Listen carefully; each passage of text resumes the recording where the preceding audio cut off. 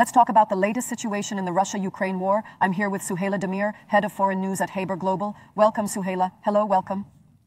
Now, Donald Trump has made one of his usual statements that everyone is to blame. We see that he criticizes Putin less. We see that he piles on Zelensky, and he is very much against the purchase of a missile, even with his money. What can you say about these statements when we look at it, really, Donald? Trump is saying that this war is not my war. It was never supposed to start. And there are two people who allowed it to start. They are directly responsible for this. One is Biden, the former US president, and the other is Zelensky, the Ukrainian leader. He says he doesn't call Putin an angel, but he criticizes Putin at least. He should never have started this war.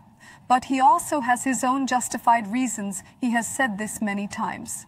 So it's like the most innocent Trump, the least guilty Putin, and the most guilty Zelensky, whose country was attacked, and the former US president who supported him. Now he is talking in such a way that the conclusion is that either Trump really wants Russia to win the war, or he doesn't care at all if Ukraine loses, or we can say that this is a European issue. I can't solve it. It's about European security. I will not give patriots even if Ukraine gives me money, because you should have thought about it at the beginning. Russia is 20 times stronger than you. You shouldn't have started this war in the first place.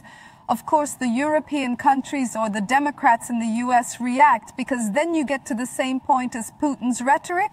You blame a country defending its territory against an aggressor country.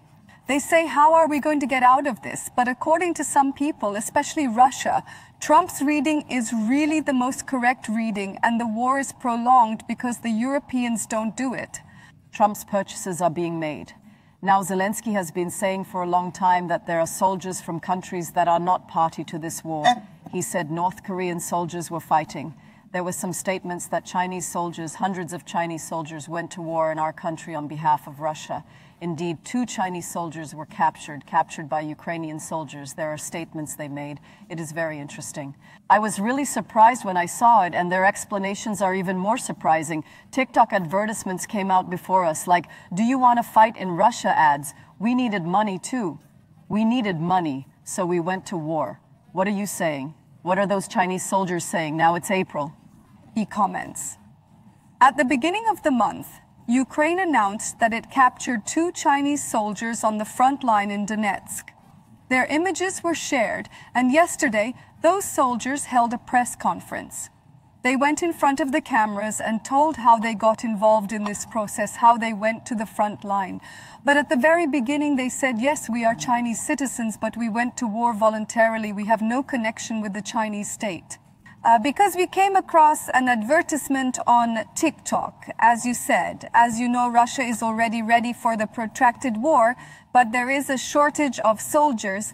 Putin cannot declare mobilization, and there was a Wagner mercenary formation that ended in a fiasco. So Russia has a shortage of soldiers. So there are announcements reaching even to China, that is, to its allies. Did they do this in direct cooperation with the Chinese government? Because China, as you know, controls social media very strictly. We don't know whether China is aware of this or not, but they say that we saw this claim on TikTok and we accepted this job for about 1 million Turkish liras. But we honestly didn't know that we would fight. As far as I understand, they are fighting in the police when I read their statements. Because Donetsk is the most critical front line, and in order to fall into the hands of Ukraine, you really need to be driven to the front line. And there was a claim that the North Koreans were using this as a tactic. But on the other hand, if you think about it from a military point of view, you don't want to give such a trump card to your opponent or your enemy, or you don't want to be driven to the front line, but we don't know if it's a desperate situation.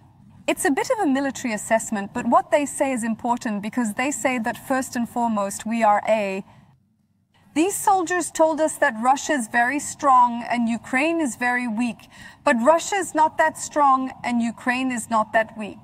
So they appealed to the Chinese not to come.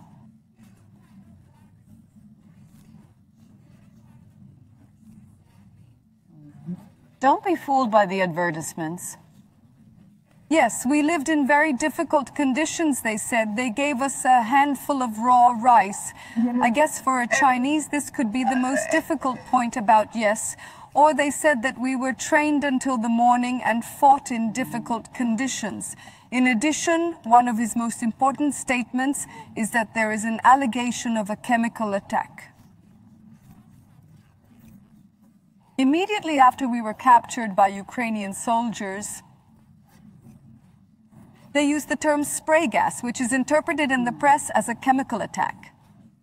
The Russians made a spray gas attack. We felt like we were going to faint. We couldn't breathe. But we were taken to fresh air with the help of Ukrainian soldiers, and that's how we were able to breathe.